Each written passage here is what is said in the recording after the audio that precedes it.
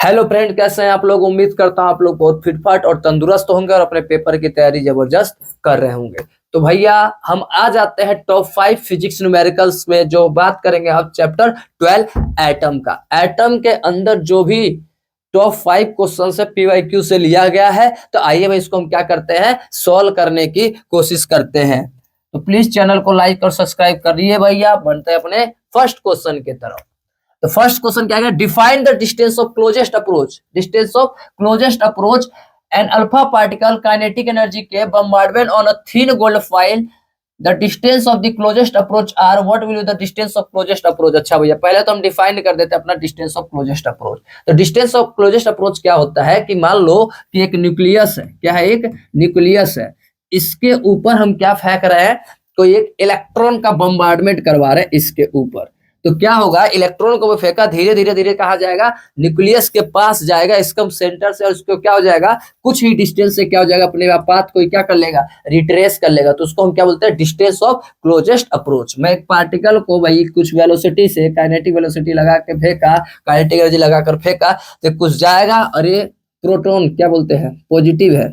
अच्छा, प्रोटॉन बोलते हैं, अल्फा पार्टिकल बोलते हैं positive charge. Sorry, positive charge मैंने ऐसे भेजा, तो भैया ये पॉजिटिव दूसरे क्या करेगा, रिपल करेगा।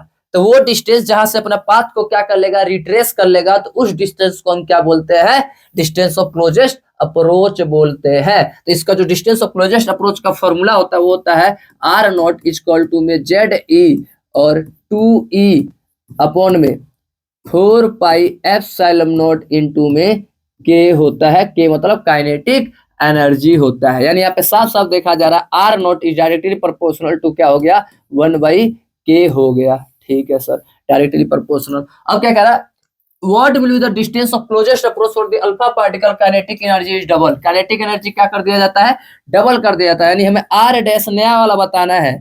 तो आर डैश भाई डायरेक्टली प्रोपोर्शनल हो गया भी के, लेकिन क्या रहा, काइनेटिक एनर्जी क्या कर देता है, डबल कर दिया जाता है। यानी जो आर डैश होगा वो बराबर हो जाएगा किसके भैया, ये आर नॉट हो गया, यानी आर नॉट बाई 2 हो गया। इनवर्सली प्रोपोर्शनल है। Kinetic energy distance of closest के क्या है, इनवर्सली प्रोपोर्शनल है। अगर उसको 2 टाइम्स क्या कर दिया था, बढ़ा दिया, तो डिस्टेंस क्या हो जाएगा, distance of closest approach 2 times भाई डिक्रीज हो जाएगा, 1/2 टाइम्स क्या हो जाएगा, डिक्रीज हो जाएगा। तो पहला क्वेश्चन का हमारा आंसर हो चुका है। डायरेक्टली प्रोपोर्शनल काइनेटिक को डबल कर दिया जाता है, तो पुराने वाले रेडियस से क्या हो जाएगा, वो हाफ हो जाएगा इनवर्सली प्रोपोर्शनल के कारण। ठीक है भाई, पहला क्वेश्चन हो चुका है। अब बढ़ते हैं अपने नेक्स्ट क्वेश्चन की तरफ। तो नेक्स्ट क्वेश्चन क्या है, the ground state energy of hydrogen atom इतना, अब electron make transition from level इतना टू इतना। तो भाई कैलकुलेट द वेवलेंथ। अच्छा भाई, कैलकुलेट द वेवलेंथ बताना है। तो सपोज भैया ये वाला, इसकी एनर्जी कितनी है, माइनस का 1.51 है, और दूसरी एनर्जी कितनी है भाई, माइनस का 3.4 इलेक्ट्रॉनिक वोल्ट है। तो तुम ही दिमाग लगाओ, ये भैया जो एन की वैल्यू है और इसका जो एन की वैल्यू होगा कौन से होगा, ये भैया हमारे कौन से में होगा, तीसरे सेल की एनर्जी है। तीसरे ऑर्बिट का क्या होता है, ये एनर्जी लेवल का वैल्यू होता है। और ये एनर्जी लेवल का वैल्यू कौन सा होता है, दूसरे वाले एनर्जी लेवल का क्या होता है, वैल्यू होता है। हमें क्या बताना है, वेवलेंथ बताना है। वेवलेंथ यानी 1 में लेमडा इज इक्वल टू में आर 1 में n1 का स्क्वायर माइनस 1 में n2 का स्क्वायर होता है। ठीक है, इसको सॉल्व कर देते हैं। 1 में लेमडा इज इक्वल टू में आर, आर की वैल्यू कितनी है भाई, आर की वैल्यू होती है 10⁻7 होता है। ठीक है, रेबर कांस्टेंट 1.1 होता है, वैसे इतना ही रहने दो। ठीक है, अरे क्या हो जाएगा, 1 में n1 की वैल्यू कितना हो जाएगा भैया, 2 हो जाएगा। तो 2 का स्क्वायर यानी कि क्या हो जाएगा, 4, माइनस में इसकी वैल्यू क्या हो जाएगा, 3 का स्क्वायर यानी कि 9 हो गया। अब इसको सॉल्व कर लो, तो यानी 1 में लेमडा इज इक्वल टू 10⁻7, और ये क्या हो जाएगा 36, और 9 माइनस क्या हो गया, ये 4 हो गया। यानी 1 में लेमडा इज इक्वल टू में 10⁻7, और ये 5/36। हमें लैम्डा चाहिए, हमें क्या चाहिए, लैम्डा चाहिए। तो लैम्डा इज इक्वल में क्या हो जाएगा, 36 ऊपर और 5 नीचे, और इंटू 10 की पावर क्या हो गया, 7 हो गया। यानी लैम्डा इज इक्वल टू में इससे क्या कर दिया जाए, डिवाइड कर दिया जाए, यानी कि 7 पॉइंट क्या आ गया, 2 आ गया, इंटू में 10 की पावर 7। यानी लैम्डा इज इक्वल टू में 72, इंटू में पॉइंट हटाएगा तो एक भैया क्या हो जाएगा, कट जाएगा, 10 की पावर 2 है। 7 पंजे 35, 5 7 35, 5 दूनी 10, पॉइंट हटाना है। ये कितना हो जाएगा, कितना हो जाएगा, कितना हो जाएगा भैया, एक नीचे 10, एक कट जाएगा, 10 की पावर कितना आ जाएगा 6 आ जाएगा। आर्म स्ट्रॉन्ग में लिखना है तो क्या हो जाएगा भैया 7 2, बस यही छोड़ दो, कोई बात नहीं भाई। ये रेसिप्रोकल, सॉरी यहाँ पर रेसिप्रोकल, वही तो कह रहा हूँ, रेसिप्रोकल करना क्या हो गया भूल गया मैं, रेसिप्रोकल करना भूल गया। 5 ये हो जाएगा माइनस भैया इसको एक सेकेंड, एक सेकंड भाई, एक सेकंड, एक सेकंड, एक सेकंड भाई लोग, एक सेकंड, थोड़ा यहाँ पे गड़बड़ हुआ था। चलो भैया हमने ये लिख दिया, हमने ये लगा दिया फॉर्मूला, ठीक है भाई। चलो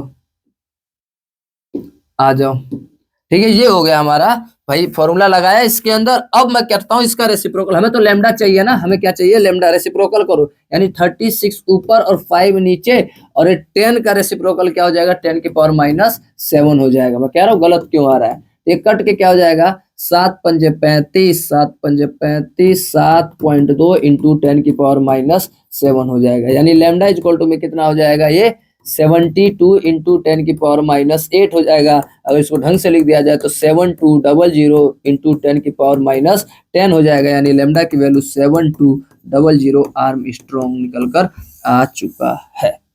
ठीक है भाई, अब ये क्वेश्चन हो चुका है हमारा, तो अब बढ़ते हैं अपने क्वेश्चन नंबर 3 के तरफ।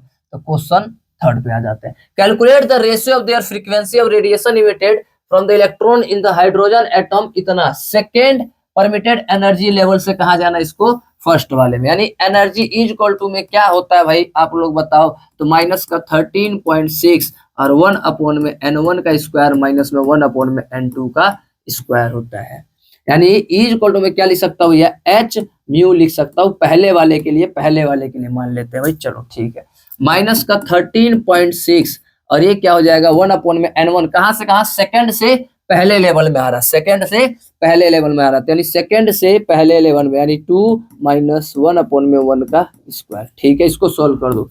एच म्यू 1 इक्वल टू में माइनस का 13.6 और ये 1 अपॉन में 4 माइनस में 1, यानी कि एच म्यू 1 इक्वल टू में माइनस का 13.6 और इसका एलसीएम ले लूंगा तो 4 और ये क्या जाएगा 3/4। ये मान लेता हूं हमारा इक्वेशन नंबर पहला है, पहले के लिए सोल्व कर दिया। ठीक है सर, अब दूसरे के लिए सोल्व कर लेते हैं।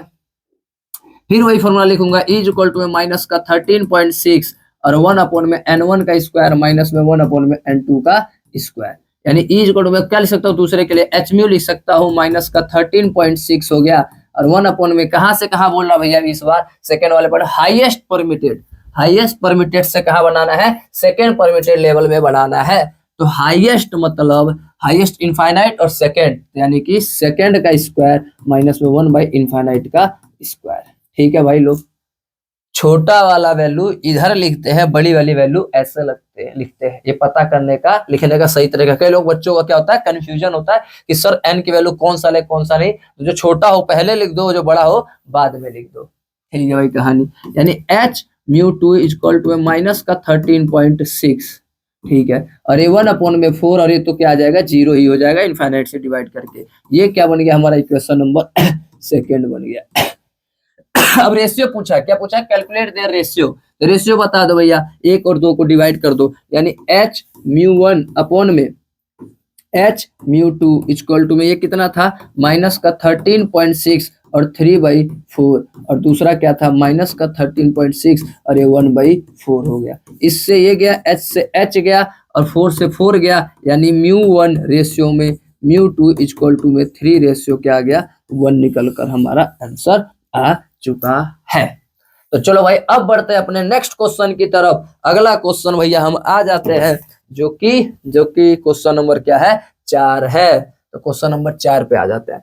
The energy level of the hypothetical atom are given in the below, which of the shown transistor will be इतना। अच्छा भैया कह रहा है कि वेवलेंथ इतना दिया हुआ है, तो वेवलेंथ में लिख लेता हूँ, लैम्डा इज इक्वल टू में कितना दिया हुआ है 275 नैनोमीटर। तो एनर्जी बताओ इस वेवलेंथ के करीब क्या हो जाएगा, तो इज इक्वल टू में क्या होता है एच सी अपॉन में लैम्डा होता है। तो इज इक्वल टू में एच सी की वैल्यू 1240 और एक जीरो और किसके अंदर नैनोमीटर के अंदर, नैनो मतलब 10 की पावर -5 होता है, डायरेक्ट वैल्यू याद करो, एच सी की वैल्यू नैनोमीटर में 12400 इंटू 10 की पावर माइनस, लैम्डा क्या है 275 इंटू में 10⁻⁹ इससे ये गया, और भैया इससे क्या कर दो, डिवाइड कर दो।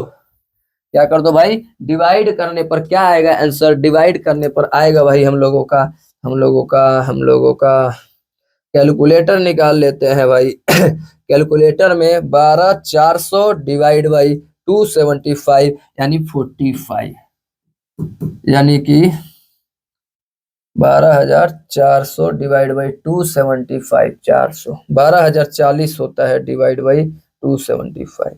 ये भैया ये डबल जीरो नहीं, एक ही जीरो आता है नैनोमीटर में, ठीक है। तो ये आ जाएगा 4.5, कितना आ जाएगा, ये एक डबल जीरो नहीं होता भैया, एक ही जीरो, तो 12.5 आ गया हमारा इलेक्ट्रॉनिक वोल्ट।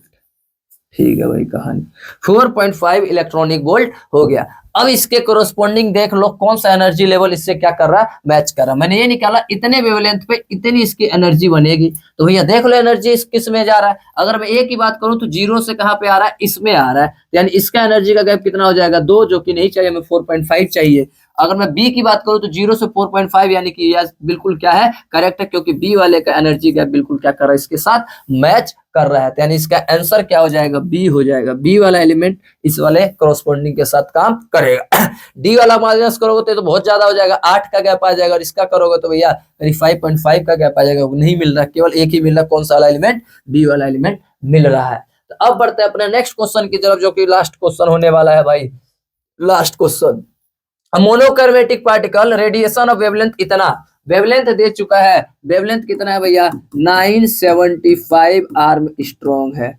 अच्छा, excite the hydrogen atom from the ground state to इतना, हाउ मेनी स्पेक्ट्रल लाइंस। अच्छा, स्पेक्ट्रल लाइन पूछ रहा है, चलो लैम्डा लिख गया तो हम ई की वैल्यू लिखते हैं, ई इक्वल टू में क्या होता है, एच सी बाई लैम्डा, यानी ई इक्वल टू में कितना आ जाएगा भाई, एस सी को अगर आर्म, अच्छा ये है आर्म स्ट्रॉन्ग में करूंगा तो 12400 इसमें होता है आर्म स्ट्रॉन्ग के अंदर, ये अपॉन में लैम्डा की वैल्यू 975 आर्म स्ट्रॉन्ग, और ये भी आर्म स्ट्रॉन्ग और इलेक्ट्रॉनिक वोल्ट में। इससे क्या हो जाएगा, कट जाएगा। अब इसको क्या कर दो, डिवाइड कर दो। क्या कर दो भाई लोग, डिवाइड कर दो। तो डिवाइड करने पर क्या आएगा भाई, प्लीज बता दिया जाए।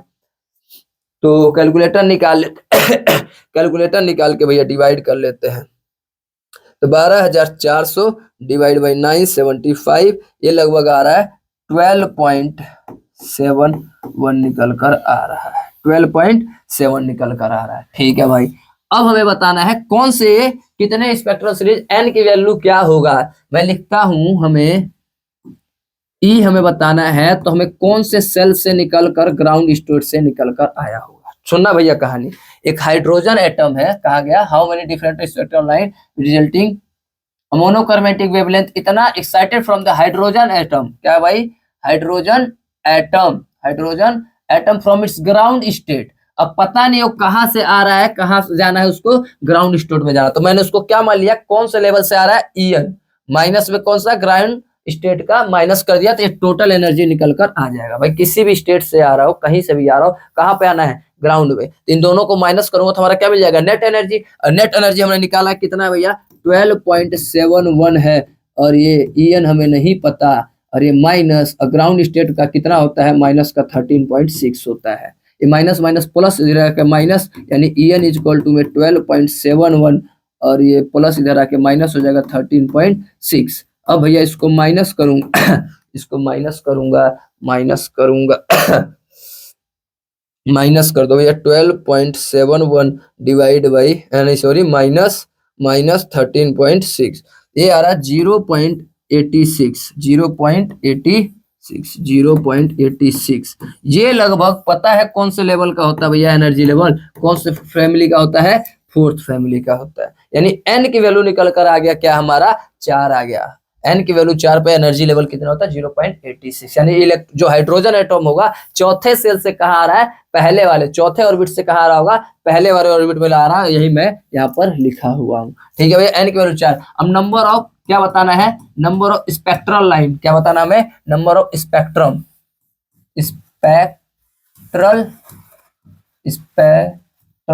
लाइन बताना है। तो क्या होता है भैया formula, n-1 divide by 2, n की वैल्यू 4 है, 4 माइनस 1 डिवाइड बाई 2, 2 से कट के 2, यानी 2 इंटू में 3, यानी कितना आ जाएगा, 6 आ जाएगा। स्पेक्ट्रम सीरीज हमने लाइन बता दिया। पूछ रहा है लॉन्गेस्ट वेवलेंथ, लॉन्गेस्ट वेवलेंथ के लिए क्या चाहिए, एनर्जी मिनिमम चाहिए। क्या होता है, ई इक्वल टू में इतना, ई डायरेक्टली प्रोपोर्शनल क्या होता है भैया, 1/λ होता है। हमें लॉन्गेस्ट वेवलेंथ चाहिए तो एनर्जी क्या चाहिए होगा, कम चाहिए होगा, यही तो है कहानी। लॉन्गेस्ट वेवलेंथ निकाल लो अपने हिसाब से।